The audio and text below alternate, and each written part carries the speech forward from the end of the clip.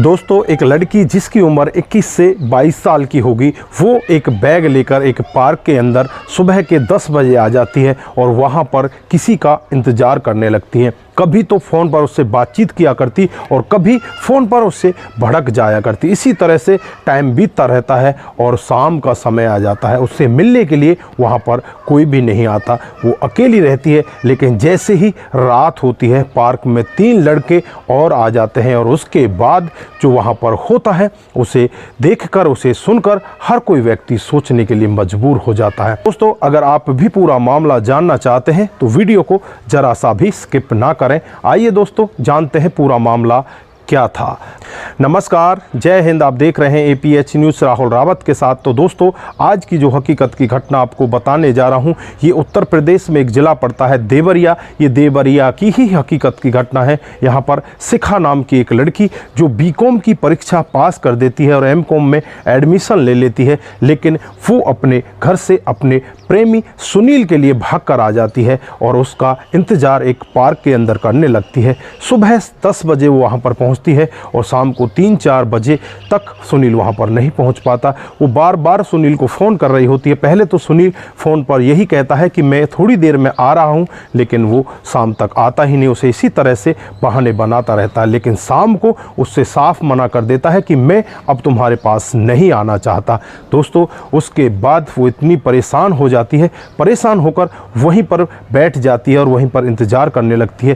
रात हो जाती है। पड़ोस में ही एक फल का ठेला लगा रहा होता है लड़का जिसका नाम विकास होता है। ये पूरा मामला देख रहा होता है। विकास उस पार्क के अंदर भी जाता है और उस लड़की से कहने लगता है कि तुम यहाँ पर क्यों बैठी हुई हो, तुम्हें क्या कोई परेशानी है, पार्क भी बंद होने वाला है, तुम यहाँ से जाती क्यों नहीं हो, यहाँ पर आवारा तरह के लड़के घूमते हैं, तुम यहाँ से अपने घर चली जाओ। लेकिन यहाँ पर शिखा उसकी तरफ देखकर कुछ भी नहीं कहती, चुपचाप वहीं पर बैठ जाती है। उसके बाद वो लड़का अपने ठेले पर जाकर खड़ा हो जाता है, वहीं पर फल बेचने लगता है। जैसे ही रात को करीब 7-साढ़े 7 बजे का टाइम होता है, विकास वहाँ से जाने ही वाला होता है, तब भी उस पार्क के अंदर 3 लोग आ जाते हैं और उस लड़की के साथ तरह तरह की बातचीत करने लगती हैं। वो लड़की वहाँ से घबराती हुई तुरंत ही उस ठेले वाले के पास पहुँचती है और उससे कहने लगती है कि आप कब तक यहाँ पर हो, मैं आपके साथ यहाँ खड़ी हो सकती हूँ।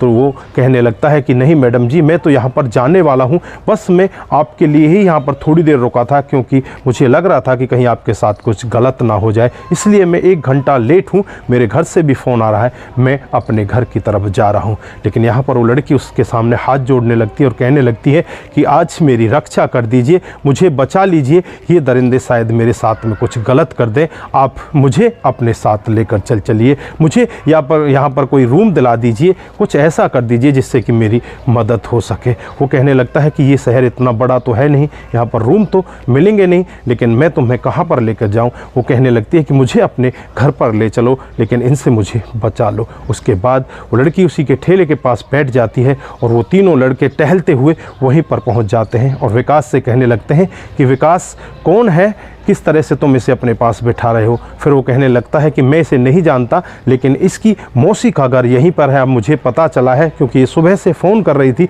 सुबह से उसका पता नहीं था, लेकिन अभी पता चल चुका है, मैं इसको इसके घर छोड़ने के लिए जा रहा हूँ। वो विकास की बात मानकर वहाँ से चले जाते हैं, लेकिन वो बार बार विकास को घूर रहे होते हैं। उसके बाद विकास इस लड़की को लेकर अपने साथ चल देता है और अपने घर की तरफ जाने लगता है। वहाँ से 2-2.5 किलोमीटर पैदल इस लड़की को अपने साथ लेकर आता है और अपने घर का दरवाज़ा खटखटाता है। जैसे ही दरवाज़ा खटखटाया जाता है, घर के अंदर से विकास की माँ निकल कर आती है। वो कहने लगती है कि विकास, ये लड़की कौन है। फिर विकास कहता है कि माँ, घर के अंदर तो आने दो, उसके बाद सब कुछ बता दूंगा। फिर वो दोनों घर के अंदर घुस जाते हैं और माँ से कहता है कि माँ, बहुत तेज़ी के साथ भूख लगी है, पहले खाना ला दो। फिर माँ कहती है कि बेटा बता तो सही ये लड़की कौन है। फिर माँ के साथ ही वो किचन के अंदर चला जाता है और माँ को बताता है कि इस तरह से एक लड़की वहाँ पर पार्क में बैठी हुई थी और लड़के इसको छेड़ने के लिए आ रहे थे, फिर उनसे बचने के लिए ये लड़की मेरे पास आ गई, ये आज रात हमारे पास रुकेगी, कल सुबह यहाँ से चली जाएगी। उसके बाद उस लड़की को भी खाना खिलाया जाता है और जब वो माँ उस लड़की से पूछताछ करने लगती है तो लड़की रोने लगती है और कहने लगती है कि माँ जी, मैंने बहुत गलत काम किया है। मैं एक लड़के से बहुत ज़्यादा प्यार करती थी, उसका नाम सुनील है, और उसके प्यार के चक्कर में मैं अपने घर परिवार को छोड़ छाड़ कर उसके लिए इस पार्क में आ बैठी और यहाँ आने के बाद उसने मेरे से साफ मना कर दिया कि मैं तेरे साथ नहीं जाना चाहता। अब मैं इतनी ज़्यादा परेशान हो चुकी हूँ कि मैं जाऊँ तो कहाँ जाऊँ, मैं मर जाना चाहती हूँ। लेकिन यहाँ पर वो अपनी माँ के पास भी फ़ोन करती है और माँ उसको उसके पिताजी से भी बात करा देती है, लेकिन उसका पिताजी उससे साफ मना कर देता है कि तुम्हें हमारे घर पर आने की कोई ज़रूरत नहीं है, तुम हमारे घर को छोड़कर जा चुकी हो और अब हम तुम्हारा मुँह भी नहीं देखना चाहते, हमारी तरफ से तुम मर चुकी हो, तुम हमारी तरफ से कहीं भी चली जाओ। वो लड़की वहाँ पर रोने लगती है और कहने लगती है कि मैं जाऊँ तो कहाँ जाऊँ, मैं तो मर जाना चाहती हूँ। यहाँ पर जो विकास की माँ होती है उसे समझाती और उससे कहती है कि बेटा कोई बात नहीं, आप यहाँ पर रुको और जो इसके पिताजी हैं वो तुम्हारे पिताजी से बातचीत करके आएंगे, तुम्हारे गांव जाएंगे और वहाँ जाकर उनको समझाएंगे, तुम्हें तुम्हारे घर भेज दिया जाएगा। फिर वो कहने लगती है कि मेरे पिताजी इतने ज़िद्दी हैं, वो मानेंगे ही नहीं। लेकिन यहाँ पर उसकी माँ उसे सांत्वना देती है और कहती है कि तुम घबराओ मत, सब कुछ ठीक हो जाएगा, तुम खाना पीना खाओ और सो जाओ। उसके बाद अगले ही दिन जो विकास के पिताजी होते हैं इस लड़की के घर पर पहुँचते हैं, जो यहाँ से 20 से 22 किलोमीटर दूरी पर होता है। दोस्तों, उसके घर पहुँचने के बाद शिखा के माता पिता से बातचीत करते हैं और कहने लगते हैं कि तुम्हारी लड़की बहुत ही अच्छी है, उससे नादानी में बहुत बड़ी गलती हुई है, वो हमारे पास ठहरी हुई है, आप उसे वहाँ से बुलवा लीजिए, वो बहुत ही ज़्यादा डरी हुई है। लेकिन यहाँ पर जो लड़की के पिताजी होते हैं वो कहने लगते हैं कि हमारे लिए वो लड़की मर चुकी है, हम उसे अब नहीं अपनाना चाहते, अगर वो उसे आप अपने पास रखना चाहते हो तो रख सकते हो, नहीं तो उसे जहाँ भी उसकी इच्छा करे, हमारी तरफ से वो मर चुकी है, रेल मोटर के नीचे जाकर मर सकती है। दोस्तों, जब विकास के पिता इस तरह की बात सुनते हैं तो दबे पांव वहाँ से वापस अपने घर का रुख करते हैं और अपने घर आ जाते हैं। घर आकर पूरा वाक़या बताया जाता है कि इस तरह से उन्होंने मना कर दिया है। लेकिन ये लड़की जाए तो जाए कहाँ, ये पढ़ाई लिखाई में भी बहुत अच्छी होती है, बीकॉम की परीक्षा इसने पास कर रखी होती है, एमकॉम की तैयारियां कर रही होती है। फिर दोस्तों, जो विकास होता है इससे कहता है कि कोई बात नहीं, तुम यहीं रहकर पढ़ाई करो। जो विकास की माँ होती है और जो पिता होते हैं वो भी कह देते हैं कि कोई बात नहीं, हमारे घर पर तुम एक बेटी की तरह रह सकती हो, तुम यहीं पर रहो और यहीं से अपनी पढ़ाई स्टार्ट करो। दोस्तों, सुबह सुबह जब विकास अपना ठेला तैयार करता था तो विकास के ठेले पर फलों को वो सजा दिया करती थी। इधर जो विकास के पिताजी होते हैं वो दूसरे चौराहे पर इसी तरह से फल का ठेला लगाया करते हैं, उनके फलों के ठेले को भी इसी तरह से सजाया करती। दोस्तों, वो घर के सारे काम को किया करती, विकास की माँ को कुछ ना करने दिया करती। धीरे धीरे करके इसी तरह से लगभग 5 से 6 महीने का समय बीत जाता है।